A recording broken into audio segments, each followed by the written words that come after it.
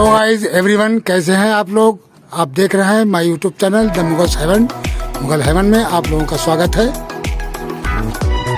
तो अडेनियम एक खूबसूरत प्लांट है। इसको ज़्यादातर सभी लोग बहुत ज़्यादा पसंद करते हैं। इसी वजह से आजकल इस प्लांट का बहुत ज़्यादा क्रेज़ है। जो गुलाब का प्लांट पुराने ज़माने से बहुत ज़्यादा पसंद किया जाता था, तो अडेनियम के फूलों ने गुलाब के फूलों पर बाजी मार ली और उसको डाउन कर दिया। अब गुलाब से ज़्यादा लोग अडेनियम को पसंद करते हैं, क्योंकि अडेनियम में 500 से ज़्यादा कलर फूलों के आते हैं और गुलाब में 10-20 कलर ही आते हैं। लेकिन हर परमानेंट प्लांट का अपना एक महत्व है। सभी प्लांट अपनी जगह पर अपनी अलग वैल्यू रखते हैं और सभी फूलों वाले प्लांट खूबसूरत होते हैं। गार्डन में सभी प्लांटों के होने से ही गार्डन कहलाता है। तो जब तक गार्डन के अंदर रंग बिरंगे फूल न खिले हों तो गार्डन में अच्छा ही नहीं लगता है। यानी जब ही अच्छा लगता है गार्डन के अंदर जब रंग बिरंगे फूल खिले हों और बेहतरीन किस्म की फुलवाड़ी खिली हुई हो, सारे के सारे फूल अच्छी तरीके से खिले हों, तो बहुत ही सुंदर लगता है गार्डन के अंदर। किसी भी एक प्लांट को आप लगा दीजिए, कितने ही अच्छे उसके फूल हों, और कुछ ही दिन में आप बोर हो जाएंगे।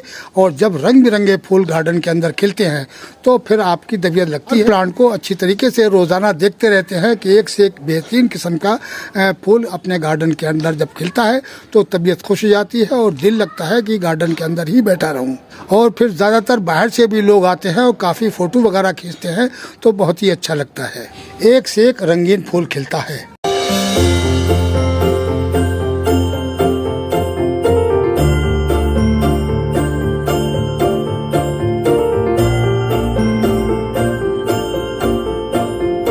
तो बात कर रहा था अडेनियम प्लांट की कि अडेनियम प्लांट के अंदर इतने ज़्यादा कलर हो गए हैं, 500-600 कलर हो गए हैं।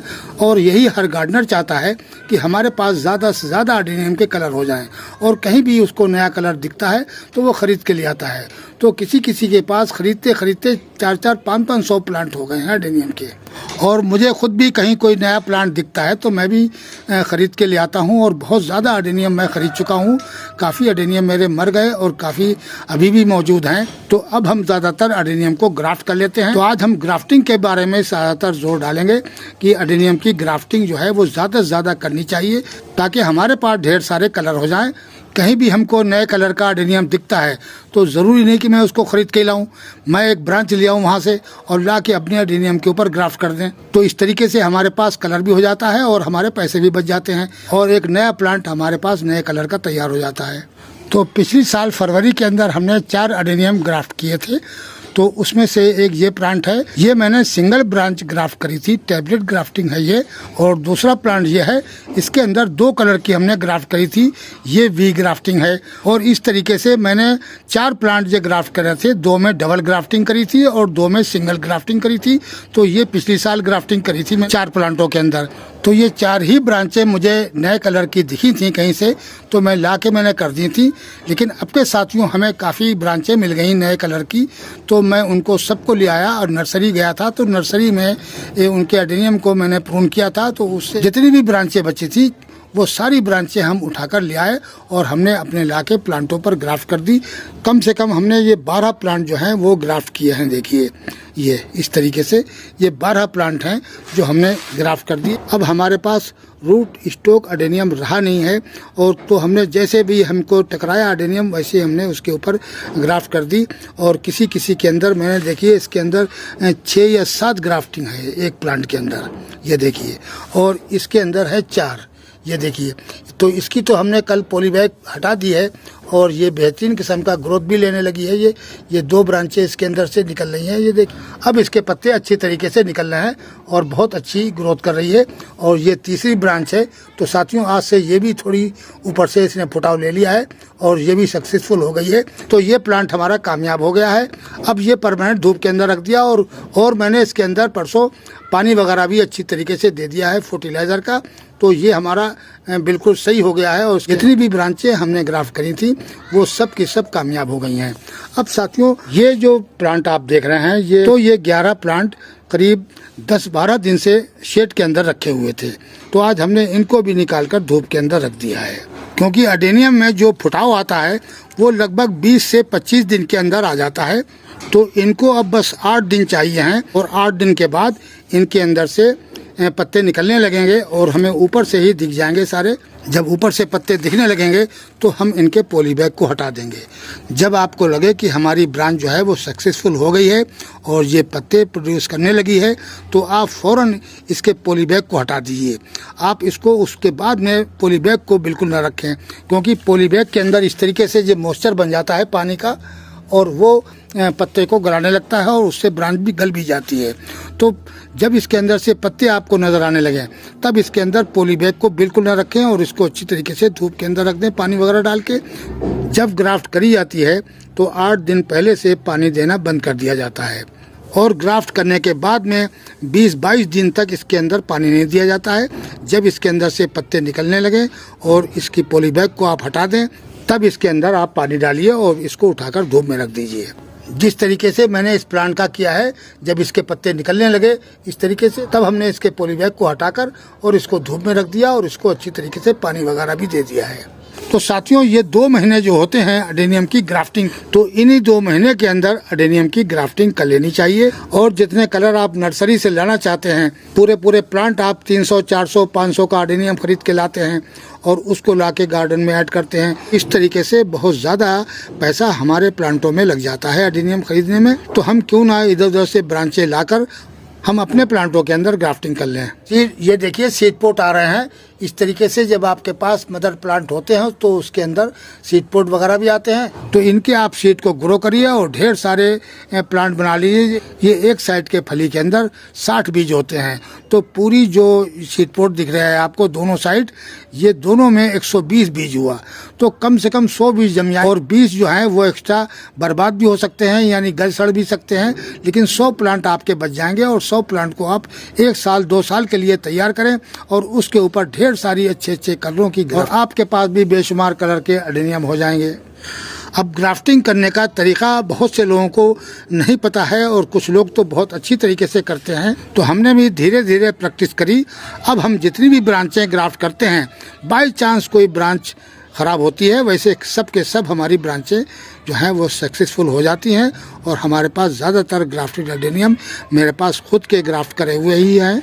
तो इसी तरीके से आप लोग भी कर सकते हैं। कोई ज़्यादा प्रॉब्लम नहीं है इसके अंदर, बस थोड़ी सी एहतियाती करनी पड़ती है।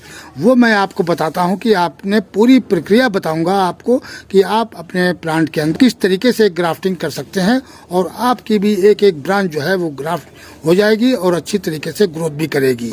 तो सबसे पहले आपके पास रूट स्टॉक जो प्लांट है अडेनियम का वो होना चाहिए और उसके बाद में आप जिस कलर की ग्राफ्टिंग करना चाहते हैं उसको आप लाइए और ब्रांच ऐसे प्लांट से लाइए जिसकी ग्रोथ इस तरीके से हो रही हो, इस तरीके का ग्रोथ हो रही हो और मजबूत ब्रांच होनी चाहिए, कच्ची ब्रांच नहीं होनी चाहिए। और आप इतने साइज़ की ब्रांच ले लीजिए। यहाँ से देखिए ज़्यादा 2.5-3 इंच की आप ब्रांच ले लीजिए टिप्स की।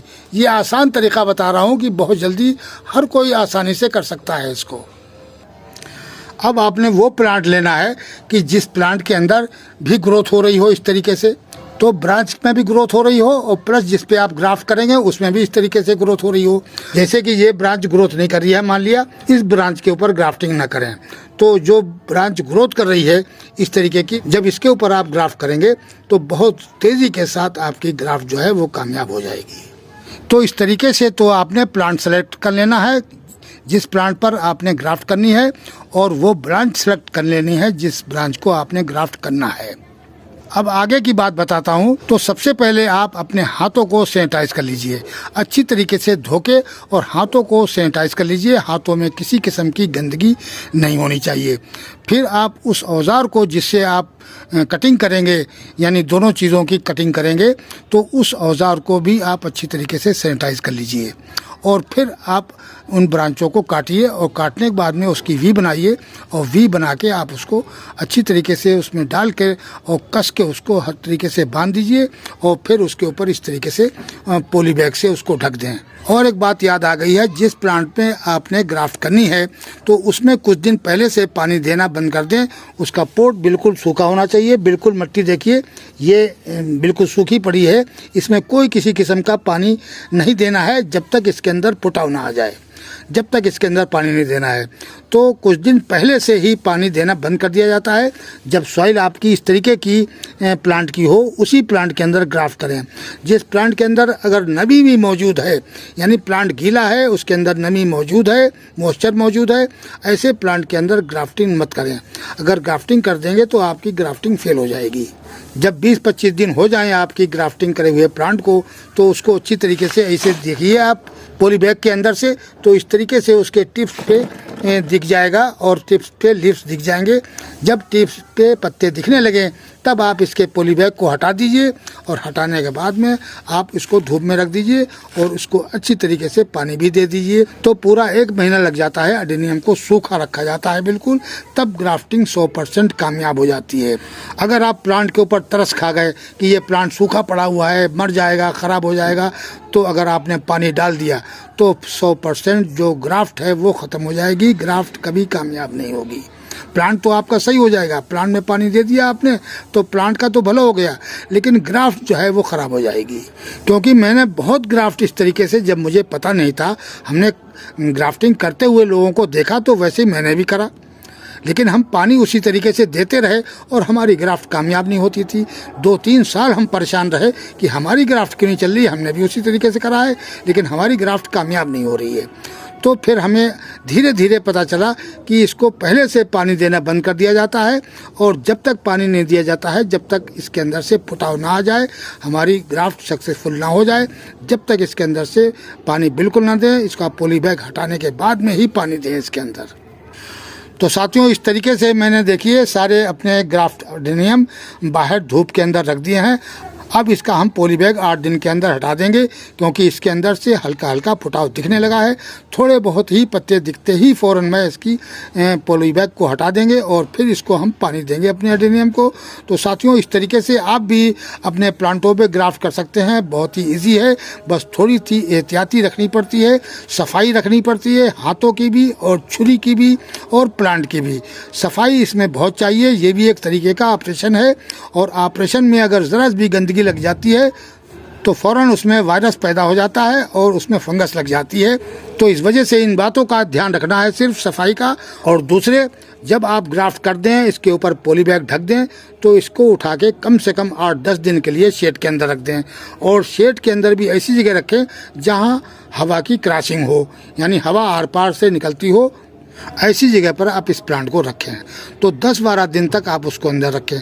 अब इसको 10-12 दिन ही क्यों रखना है, ये बात मैं आपको बताता हूँ। क्योंकि ये एडेनियम को हमने पहले से ही पानी देना बंद कर दिया है, और हम इसको जब तक पानी नहीं देंगे, जब तक इसके अंदर से पत्ते ना निकल आएँ। तो कितने दिन हो गए? 8 दिन ये और 20 दिन ये, तो 28 दिन हो गए। 28 दिन तक एडेनियम अगर धूप में रखा रहेगा तो इसका कोडेज जो है वो शिलिंग हो जाएगा और आपका जो प्लांट है वही मर जाएगा। तो आपका क्या फ़ायदा हुआ? अगर हम इसको छांव के अंदर रखते हैं तो वहाँ इसको इतनी तेज़ धूप नहीं लग रही है, इसका कोडेज ज्यों की त्यों रहेगा। अब देख लीजिए, ये लगभग इसको 15-20 दिन हो गए हैं और ये कोडेज जहाँ की तहाँ है, बिल्कुल सही है कोडेज इसका, क्योंकि अभी तक ये शेड के अंदर रखा हुआ था। जैसा इसका कोडेज था वैसा ही अभी तक है, और इसको ना ही हमने पानी दिया है। यानी 12 दिन ये हो गए हैं, 12 दिन के बाद मैंने धूप में रखा है और 8 दिन वो, तो 20 दिन तो इसको हो चुके हैं। लेकिन 20 दिन पानी न देने के बावजूद भी कोडेज पे बिल्कुल फ़र्क नहीं पड़ा है। अगर इसको हम धूप में रखते तो ये कोडेज अब तक शिलिंग हो गया होता और रूट इसके सूख जाते और ये प्लांट फेल हो जाता। जब छांव के अंदर रहता है तो इसकी जो ब्रांच हमने ग्राफ्ट करी है वो भी ताज़ी रहती है बिल्कुल, और हमारा कोडेज जो है वो भी शिलिंग नहीं होता है। इस वजह से हमें ज़्यादातर 10 से 12 दिन तक इसको शेड में रखने के बाद में इसको निकाल के धूप में रखें। और धूप में रखना भी बहुत ज़रूरी है, इसको ज़्यादा दिन तक छांव में ना रखें, आप 10-12 दिन ही रखें। उससे अगर फालतू रखेंगे तो आपका एडेनियम ख़राब हो सकता है, लेगी हो जाएगा और अपनी ग्रोथ को भी रोक सकता है। तो इसलिए आप उसको 10-12 दिन शेड के अंदर रखने के बाद में फिर उसको धूप में रख दें। अब ये जो हमने ग्राफ्ट करी हैं ये कामयाब हो चुकी हैं लगभग। सिर्फ इसको जैसी अब गर्मी लगेगी, धूप लगेगी, तो फौरन ये अपने पत्ते निकाल देगा और इसकी जो पॉली बैग है उसको हम हटा देंगे। इस तरीके से आप भी अपने प्लांटों की ग्राफ्टिंग कर सकते हैं। तो हमारा वीडियो कैसा लगा? आज के वीडियो में इतना ही। मिलते हैं अगले वीडियो में नए टॉपिक और नए कंटेंट के साथ। अगर हमारा वीडियो अच्छा लगे तो प्लीज़ लाइक कीजिए, शेयर कीजिए और सब्सक्राइब कीजिए। शुक्रिया, धन्यवाद।